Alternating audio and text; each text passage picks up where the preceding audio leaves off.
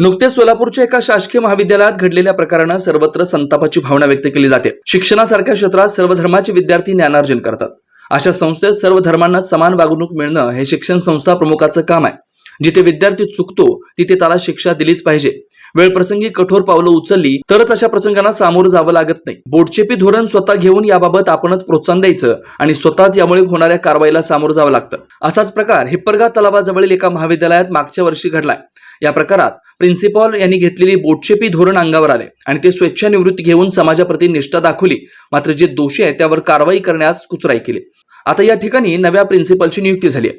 त्यांनी कोणत्याही धर्माचा मुलाहिजा न ठेवता सर्वमान्य असाच आदेश व सूचना देऊन विद्यार्थ्यांमध्ये जातीय तेढ वाढू नये यासाठी प्रयत्न होणं गरजेचं आहे। नुकत्याच झालेल्या एका महाविद्यालयात घडलेल्या प्रकारानं शहरातील काही संघटनांनी संबंधितांची या घटनेबाबत माहिती दिली आहे। संबंधितांकडून याबाबत योग्य ती दखल घेऊन योग्य ती कारवाई करण्याचा किंवा त्यांना समज देण्याचा प्रयत्न केला जाईल असं सांगितलंय।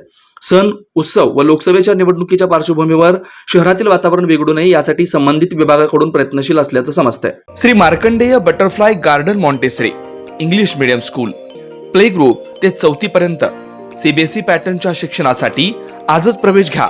मोबाईल क्रमांक 8668 34 49 79।